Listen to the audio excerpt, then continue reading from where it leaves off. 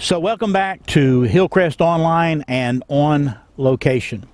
I'm Pastor James Pope, the Transitional Interim Pastor of Hillcrest Baptist Church, and it's my pleasure to come to you once again and present one more installment of our Transitional Church series while we await the regathering of the church.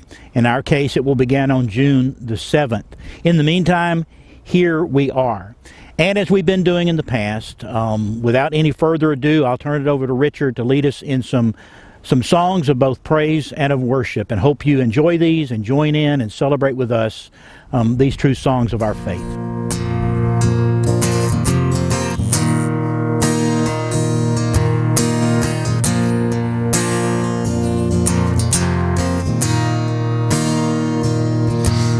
When darkness tries to roll over my bones, when sorrow comes to steal the joy I own,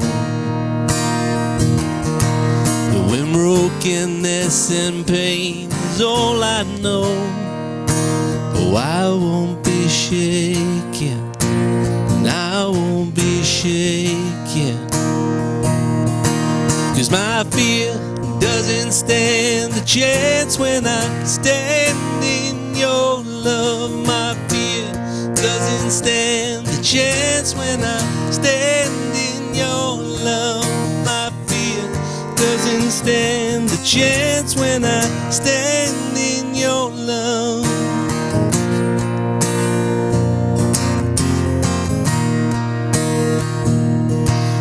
No shame no longer has a place to hide, and I am not a captive to the lies, and I'm not afraid to leave my past behind, and I won't be shaken, and I won't be shaken, 'cause my fear doesn't stand a chance when I stand in your love.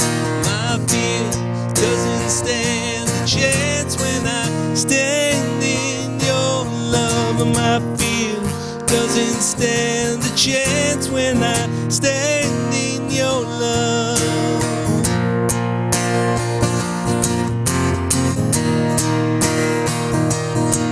And there's power that can break off every chain. There's power that can empty out the grave. There's resurrection power that can save. There's power in your name. There's power in your name. And there's power that can break off every chain. And there's power that can empty out the grave. And there's power that can save us. There's power in your name. It doesn't stand a chance when I stand in your love. My fear doesn't stand a chance when I stand in your love. My fear doesn't stand a chance when I stand in your love. My fear doesn't stand a chance when I stand in your love. My fear doesn't stand a chance when I stand in your love. My fear doesn't stand a chance when I stand in your love.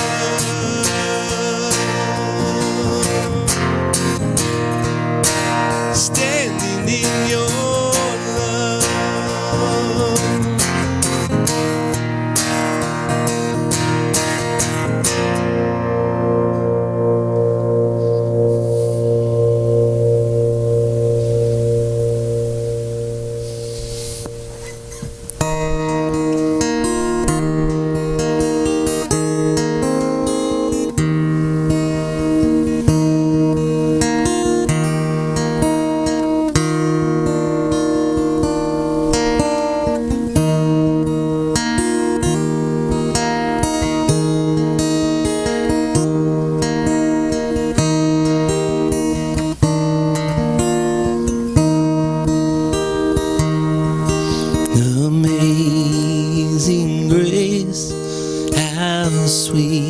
the sound that saved a wretch like me. My once was lost, but now I'm found. Was blind, but now I see. 'Twas grace that taught my heart to fear, and grace my fears relieved. How precious did that grace be, the hour I first believed. My chains are gone, I've been set free. My God, my Savior has ransomed me. And like a flood, His mercy reigns, unending love, amazing grace.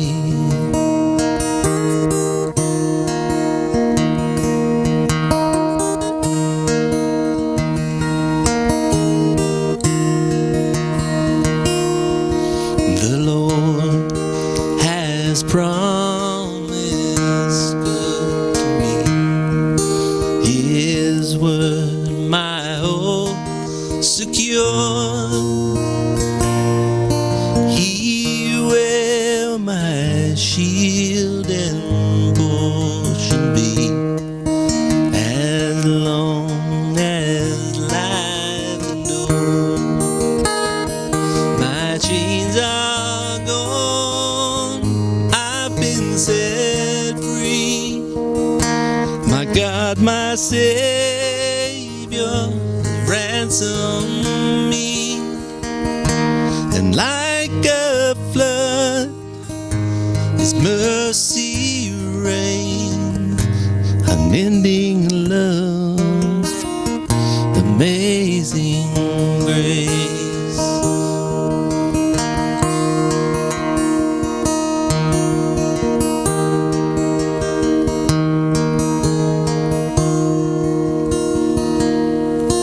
The earth shall soon dissolve like snow. This sun forbear to shine, but God who called me here below will be forever mine, will be forever mine. You are forever mine.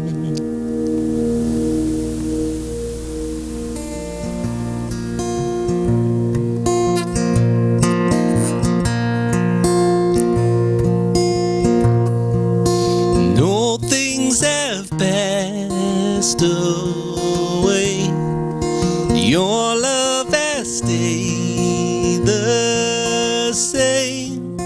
Your constant grace remains the cornerstone.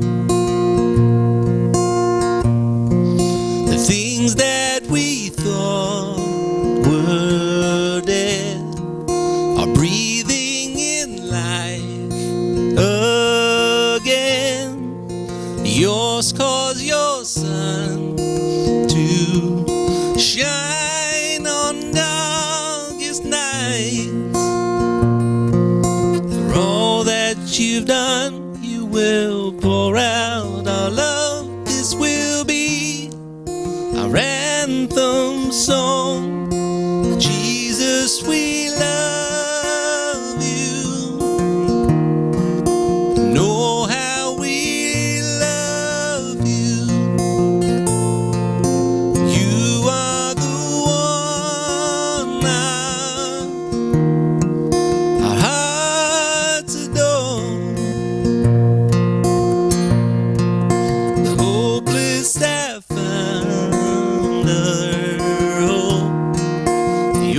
orphans now have a home, and all that has lost has found its place in you.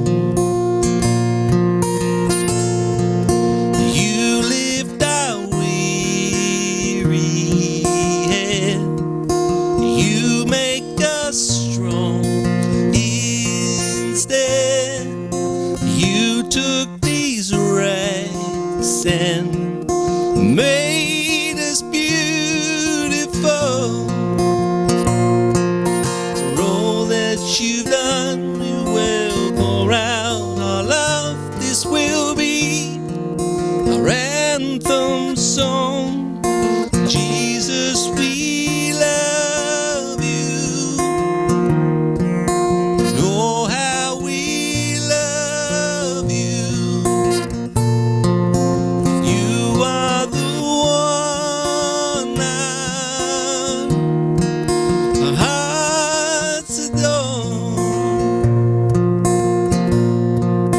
Jesus, we love you. Know how we love you. You are the one our hearts adore. Our hearts adore. Our hearts adore. Our hearts adore.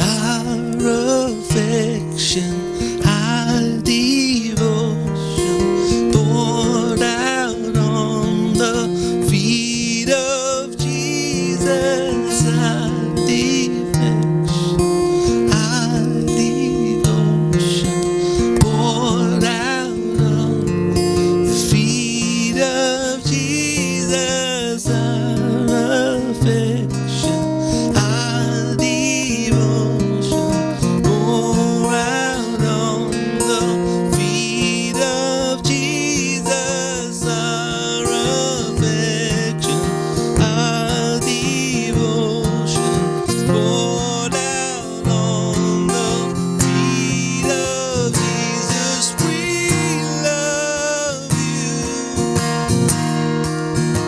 Oh, how we love you. You are the one our hearts adore. Jesus, we love you. Know how we love you. You are the one our hearts adore. Jesus, we love you. Know how we love you.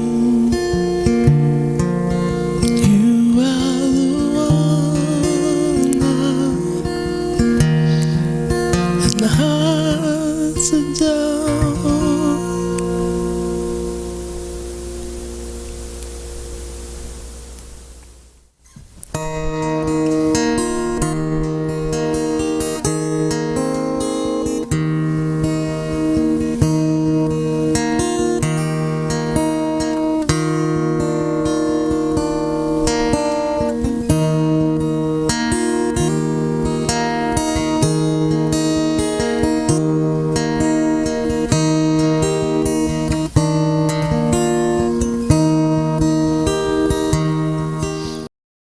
Thank you, Richard, for once again blessing us with your gifts, your ability, your willingness to come along after a long day on your own job to provide this ministry to us.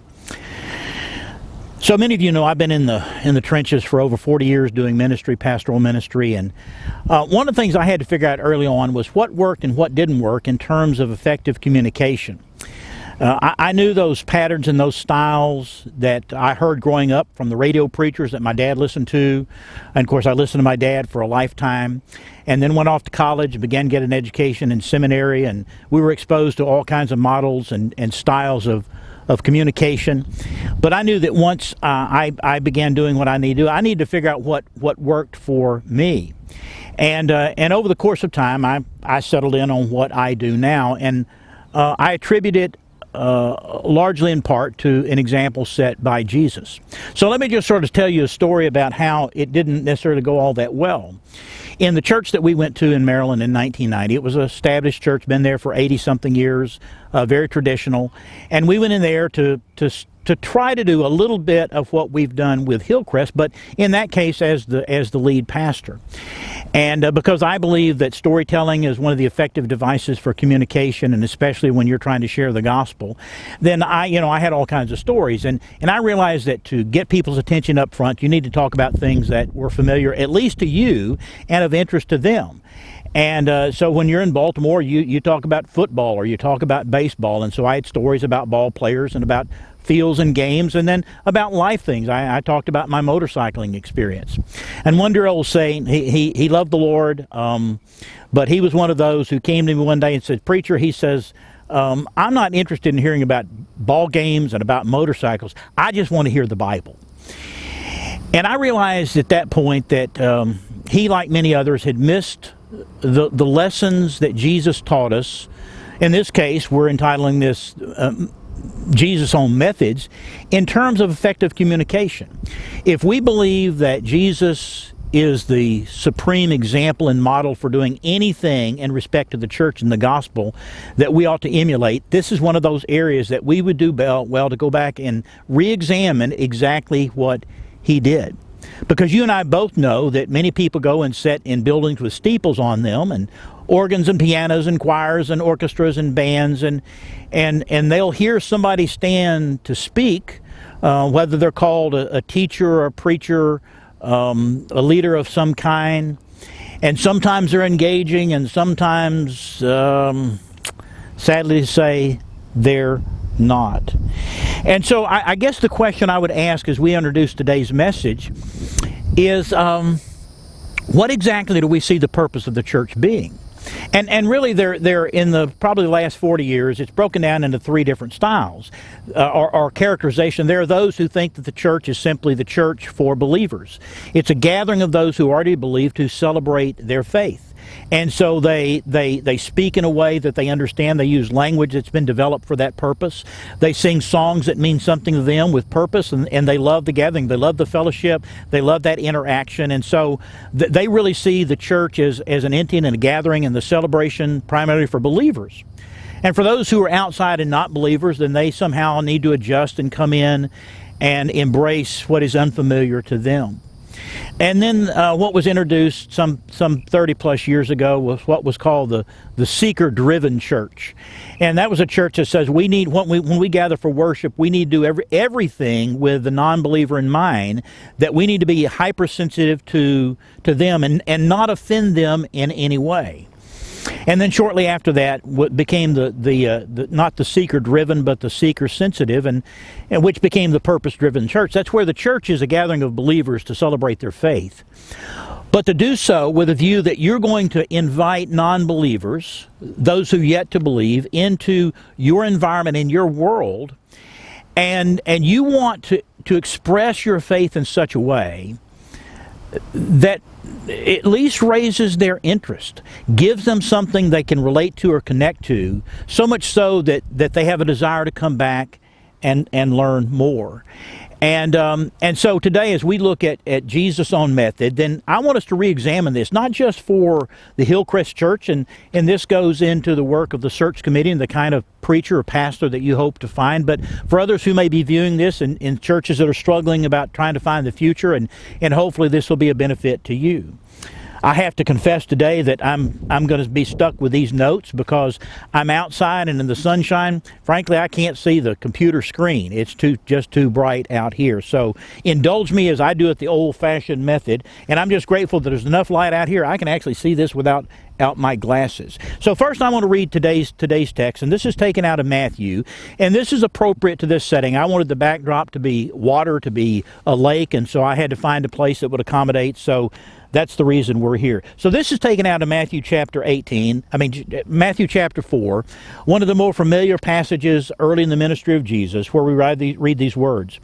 Now, as Jesus was walking by the Sea of Galilee, he saw two brothers, Simon, who was called Peter, and Andrew his brother, casting a net into the sea, for they were fishermen. And he said to them, "Follow me, and I will make you fishers of men." And immediately they left their nets and followed him. Early on, we see that Jesus met people where they were. He didn't. I don't know that there was a single person he called as a disciple that he first encountered them in the synagogue. He encountered them where they were, where they worked, where they lived, where they interacted.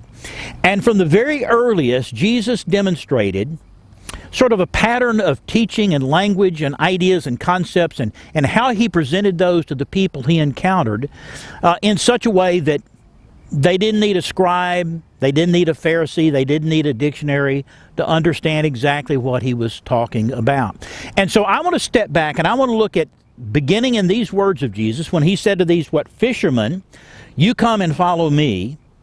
Remember, that's the only invitation he ever extended to anyone.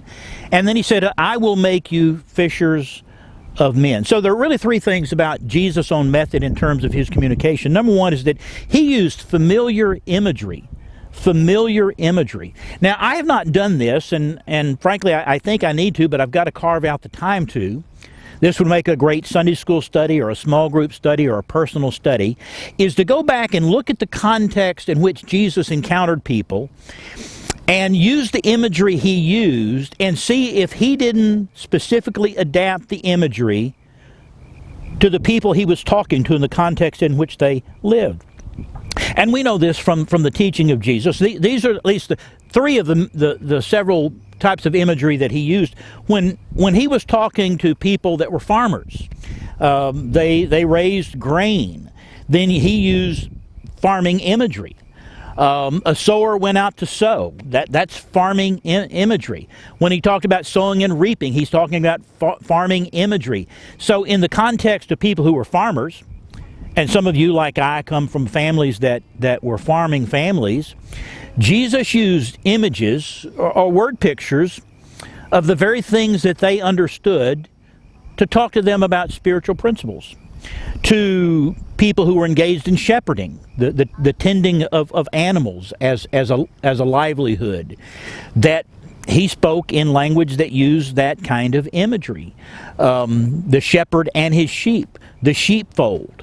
And all through the Gospels, you have Jesus using language that means something to the people that live those kind of lives and engaged in those kinds of ways. And then here in Matthew chapter 4, we find what? Jesus talking to who? Fishermen. And what kind of language does he use there? What kind of imagery does he use there? He uses fishing imagery. Come follow me, and you've been fishing for fish. I'm going to introduce you and make you into those who actually fish for men. And so we're really left with a question of what do we possibly learn from Jesus' method for communicating with non-believers? And remember, every one of those people who he called as his disciples, he encountered them as non-believers. Now, some of them were believers in John the Baptist, and John said, "That's the real Messiah, go follow him." But they weren't yet believers in him as what? The sacrifice for their sins. And so by and large, they were non-believers. And so when he encountered them, he spoke a language of imagery that they understood. And so the first thing about Jesus' method was that he talked in a way that people that had never sat in a synagogue had never been to the temple, had never heard the high priest speak or a rabbi speak or any other religious authority speak. He used language that they understood that helped them go from where they had been to where they needed to be in their understanding. And one of the questions I had to confront now, a little over 30 years ago, actually it was like 33 years ago, is the people that I want to introduce to Jesus, if they happen to show up at church, are they going to sit there and look at me like I have two heads because they don't understand the words that I'm communicating or the ideas because they have no point of personal reference? And so I had to take that into account. The second thing about Jesus, he didn't just use familiar imagery, he actually used familiar language. I recently attended, well, I guess it was last fall sometime, I attended a seminar at the Baptist Association, and there was a guy who'd written a book, and he was talking about the need of the church in our day to stop being focused on the inside and become inside out. And I thought it was a well-presented, thought through idea that he was trying to assist churches in doing. And so one of the things was he gifted all the attenders a book, one of his books, and I thought, well, this is something that the people at Hillcrest could benefit from. And so I ordered 10 more of these things, and they came in, and after they got there, I actually took the one he'd given me and I attempted to read it. I actually gave a copy to Rose, the church secretary, administrative assistant, boss, whatever her official title really needs to be. Angel, that's what it is. It's Angel. And I asked her to try to read this. I got to tell you, it was not good. I got the impression that this very educated pastor was trying to demonstrate all of his education in the pages of that one book. I thought this may have been a doctoral dissertation that he had submitted in working on his academic degrees, and I just shook my head and I thought, you know what? I understand these ideas, but this is poorly put together for the average person to read and make any sense out of it. Rose confirmed that because I don't think she got any further than trying to wade through that first chapter. Some months later, I actually got an email from this man and wanted to know if I would review his book. Well, you know me, I didn't give him 5 stars and say, wonderful work. I wrote and I said, dude, you missed the mark. And so he wrote me back and wanted to know what my criticism was. And so I told him, I said, your ideas were sound ideas. There wasn't anything theologically wrong. It's how you presented it. It was so far over the head of most people, including some academics, that it totally missed the point. He thanked me for my critique, and then that was that. When you look back at the 4 Gospels and everything that Jesus uttered, unless he was talking about a spiritual concept that they simply were not capable of handling in that moment, he never used language that was beyond their reach. He used words that were appropriate to the context, and that immediately goes back to the imagery. So when he was talking to farmers, he used farming language. When he was talking to shepherds, he used shepherding language. When he was talking to merchants, he used merchant languages. He used those kind of things because the point was communication is about delivering an idea that the people who hear it understand what that idea is. Even though it may be an unfamiliar idea, the language is essentially building a bridge for them. He didn't use words that they didn't understand. So in all honesty, when you think about your life in church, how many efcation words have you heard over the years? And let's call these the efcation daughters. There is the justification, the sanctification, the glorification. And while those are sound theological words, they don't convey a meaning to somebody who's not been to their school. Truth of the matter is, I know more big theological words than you can shake a stick at. And while you may not know my big words, you do know what it means to shake a stick at it. See, that's the difference. I was taught those words. A part of some of the education was you learned to write in that kind of language. And the question is, who is the audience? Do I want people to go, wow, doesn't he sound smart? I don't have a clue what he's talking about, but man, he sounds smart. I was that guy way back when, because I wanted people to be impressed by how much I knew. But if they didn't understand when I was through what I had said, it really didn't matter how smart they thought I was.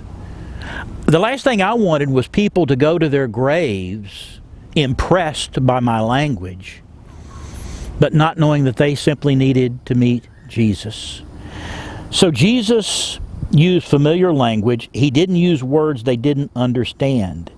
And he used language for building bridges. Now, we get that idea. When you're trying to connect with a person, whether it's a person you know and you've been around, but you're trying to connect with them in a spiritual way, it's necessary to build a bridge between you.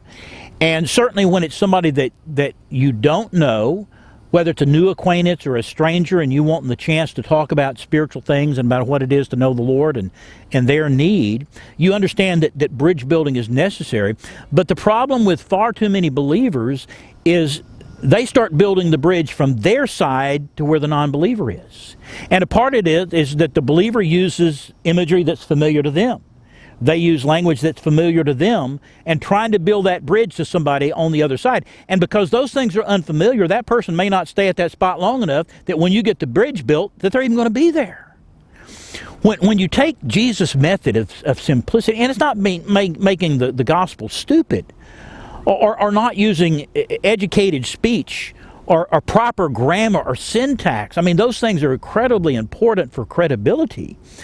But when it comes to laying the planks in that bridge from where a person is to where you hope they end up, if you start by laying planks on their end of the bridge, I got to tell you, they're going to stay there and watch you build that until you build it all the way across. And then when that bridge is built, it's not a bridge for them to walk across to where you are. It's a bridge for Jesus to walk to where they are and for them to embrace Him.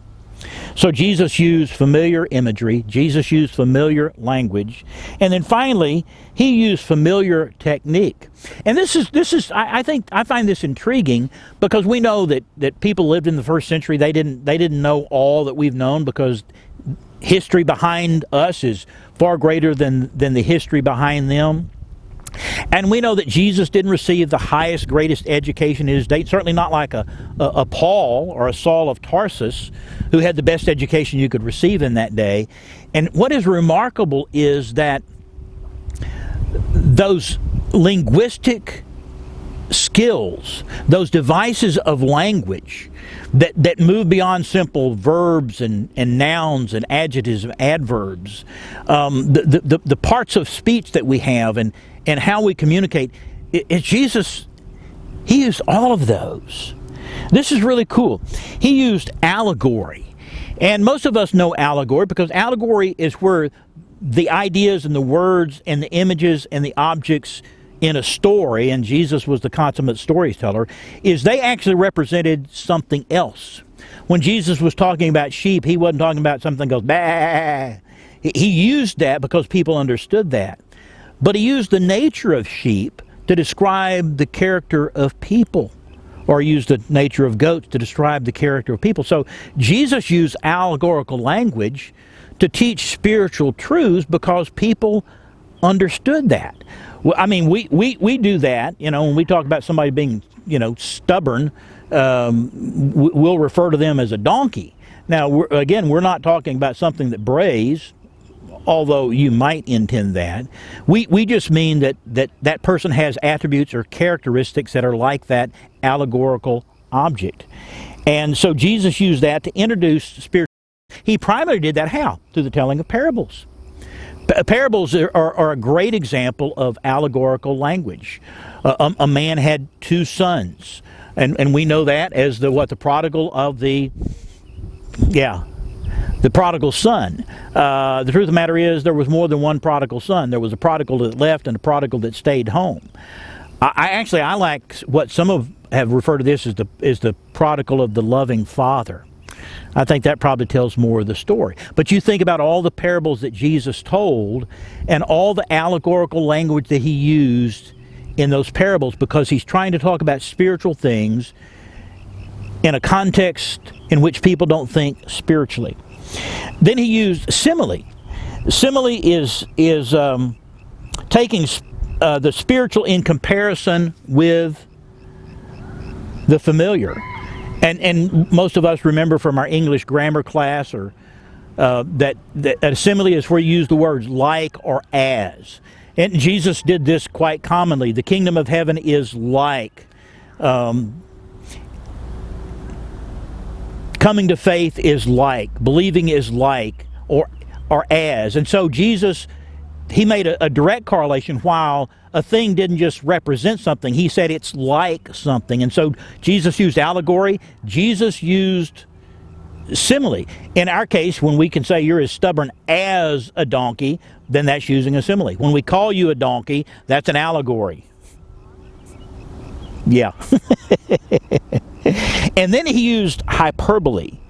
I really like this because we do this a million times and don't even think about it.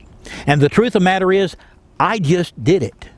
When I said, setting up out here, it's 100 degrees out here. It's not. It's 82 degrees. It just feels like it's 100.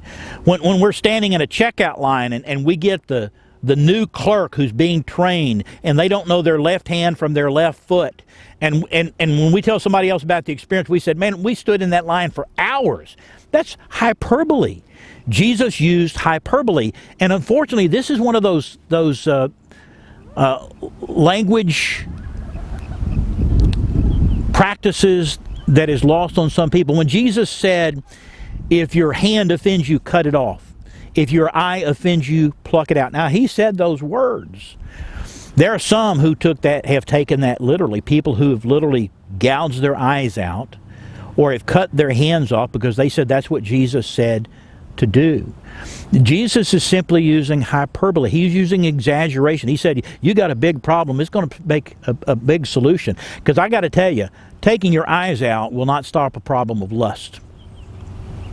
Cutting your hand off will not stop a problem of greed. You see, the problem is in here. It's not here or it's not here. So Jesus used exaggeration. And then finally, the favorite device that Jesus used was interrogatives, better known as questions.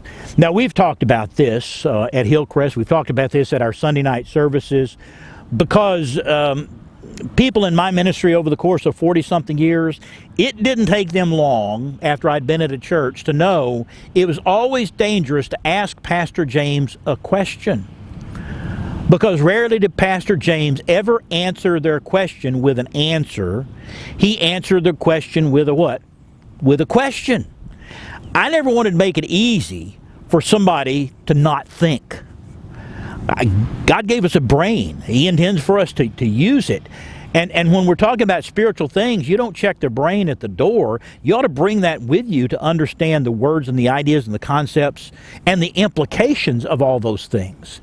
Because if all we're doing is repeating or reciting what somebody else says, do we ever really have ownership of that concept? And if we don't have ownership of that concept, how can we possibly implement those ideas or those truths if we don't have that person who taught that to us standing over our shoulder to say, take A, take B, take C, do this, do this, do this. No, we're supposed to process that to go, now, I have not been exposed to this specific set of circumstances, but principle A says this, and principle B says this, and principle C says this, so therefore, what I ought to do is this. And one of the ways that Jesus did this, and he is my role model, I love this, is simply to ask questions. Because he wanted his hearers not just to be able to recite or parrot what they heard him say. As a matter of fact, when you think about it, in what's known as the Sermon on the Mount, which Scripture never calls a sermon, it said Jesus sat down and taught, so it was a lesson. When he gets past the Beatitudes, the blessed part, and he gets down into the meat of that passage that most people rarely get to, how many times does he say, you have heard it said, you have heard it said, you have heard it said, you have heard it said? And then he comes back, but I say unto you. He's speaking to the issue that people heard what was said and they simply parroted it without understanding it. And he came back and says, listen, you need to understand why those things were said, because there's value and a truth there that is bigger than the limitations of the words. And then out of all the interrogative methods that Jesus used, I think his favorite was rhetorical questions. You know a rhetorical question. A rhetorical question is what a child gets when they've done something wrong and their parent knows they have done it. And the parent asks them a question to determine whether that child is going to own what they did wrong and actually tell the truth. Because a rhetorical question assumes the answer. It's not a question that people go, I really wonder what the answer is. No, the question is conspicuous. It is obvious. Jesus asked those kinds of questions and rhetorical questions. So you see in the methodology of Jesus, through his whole ministry, he distilled eternal concepts, ideas about an eternal God and an eternal relationship with him, down into the simplest, well-stated form, so that the crowds that gather heard him gladly, and they came by the thousands. While they said he spoke as never a man spoke, because he spoke as one who had authority, not like as the scribes of the Pharisees, he spoke in a way there was no mystery in his meaning. So back to the whole fishing thing and the scene that you actually have here. We know that when Jesus was talking about fishing, he wasn't talking about as something that somebody that had an open face fly reel and out there doing one of these kind of things, either putting an artificial bait on it or a worm or a piece of shrimp or whatever kind of bait and throwing it out there and waiting for a fish to catch. He was talking about this, where these fishermen were taking these nets and throwing these nets out to catch whatever the net fell over, and the net was indiscriminate about what it caught, unless the meshes of the net were too large for small fish, and that was one of the reasons they used big meshes. What has been lost in translation in the church of the first century, that they took the lesson of fishing to heart. They understood, those first disciples, when Jesus said, you've been catching fish, now I'm going to send you to catch men. They understood they started out as fish. Jesus didn't say that, but that was a given. You were a fish that I caught. I'm going to send you out to catch other people that start out as fish, who then become fishers of men. They began as first fish caught in Jesus' net, who then in turn became fishermen. When they caught, they moved on and kept catching. And I think this is one of the problems that churches get into, and why they get stuck in a holding pattern. So it's like, they love fishing, and so they go fishing, and this is actually the introduction in a book about making friends for Jesus' sake, where I think it's Reginald McDonald talks about a group of fishermen that love fishing so much that they used to go fishing, and then they said, well, we need to build a clubhouse so we can get together and talk about our fishing. So they built a clubhouse, so they go fishing and come back and swap their fish lives and their fish stories. And they got so busy at the clubhouse, they end up spending all their time talking about fishing, and they never went back out and fishing. That happens when a church gets planted, and early on the focus is what? The unchurched, reaching people that need Jesus. And so you do everything possible to get those people to come and be a part of this, to be exposed to the gospel. Whether you share the gospel in the workplace, or on the playground, or in a boat somewhere, or whether you encourage those people to come and they sit under the gospel and the Spirit speaks to them and they have an encounter with Jesus and get transformed. And then those people instinctively, and I've watched this over 40 years, is when they come to Jesus, you know what they want? They want everybody they know to come to Jesus. And so they turn around and say, how do I reach my family and friends? But over time, you watch that cycle of church life. It goes from being focused out to reaching those people, because you get so bogged down in the doing of church that's created by that you stop thinking about those people out there, and you start thinking about people that are on the inside. and you develop a language, and you develop patterns, and you develop traditions that you understand because they mean something in your context.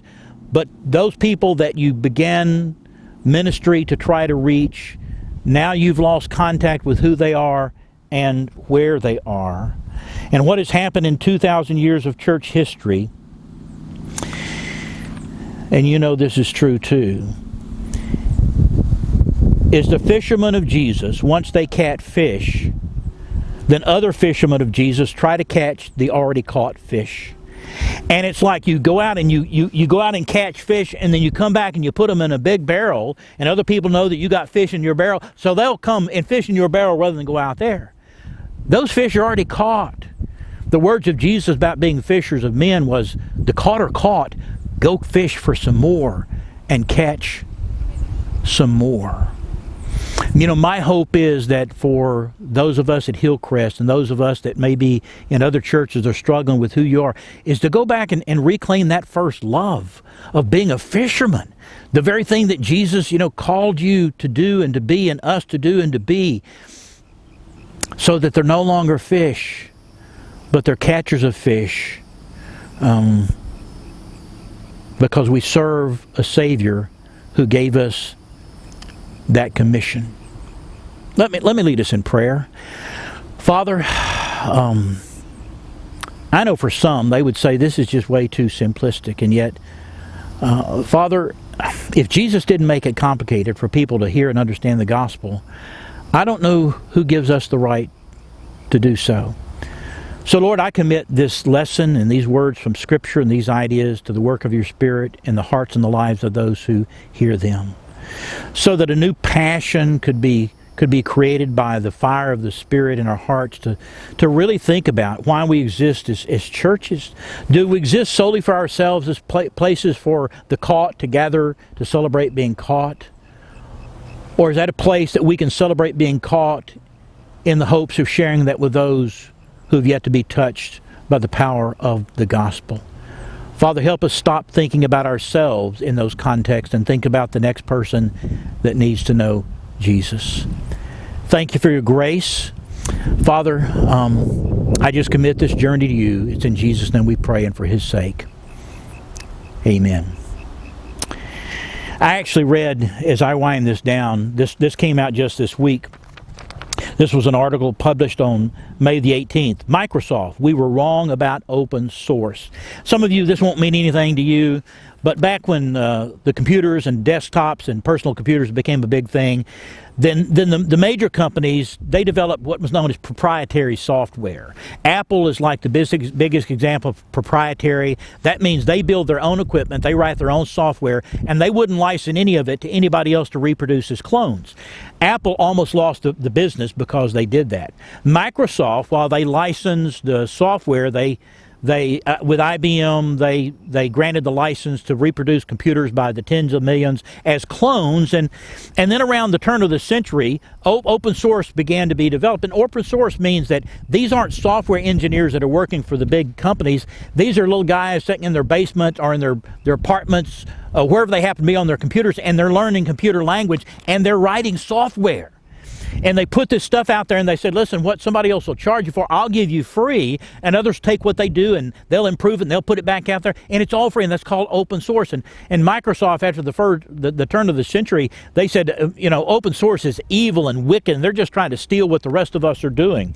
But listen to what the current president, Brad Smith, says about open source software. He said, Microsoft was on the wrong side of history when open source exploded at the beginning of the century, and I can say that about me personally.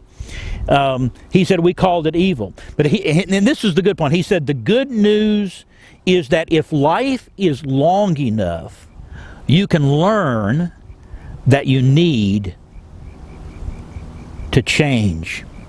And the article ends by saying Microsoft, the software giant, is now the single largest contributor to open source projects in the world, beating Facebook, Docker, Google, Apache, and many others. Which means if you're hearing the sound of my voice, you live long enough, you can learn to finally get it right. I want to hear from you before Richard comes back to provide us with the final songs of worship and praise.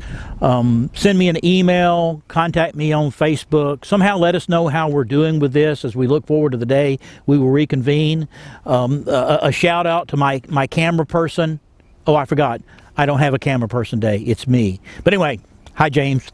Thanks for doing what you're doing. And look forward to the time when we'll see you again. So, Richard, I turn this back over to you to bring us in for a happy and glorious landing of praise and worship.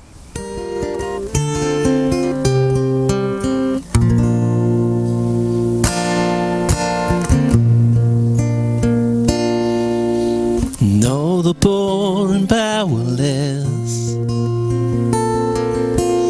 and know the lost and lonely, and know the thieves will come confess,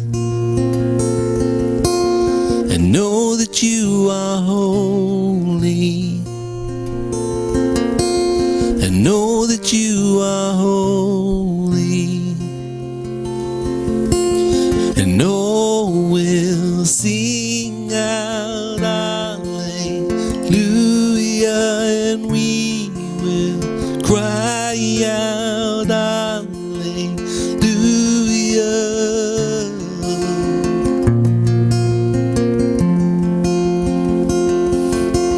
And know the hearts who are content, and all who feel unworthy, and all who hurt with nothing left, will know that you are holy. No, we'll sing out hallelujah, and we will cry out hallelujah, and oh, we'll sing out hallelujah, and we will cry out hallelujah.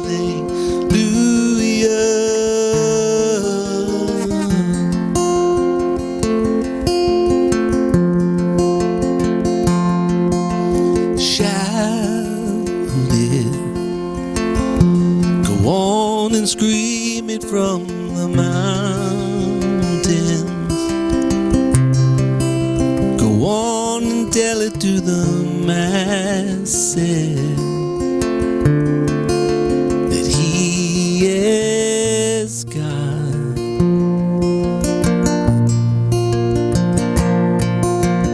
Shout it, go on and scream it from the mountain,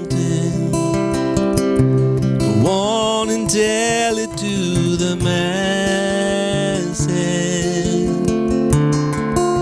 that He is God.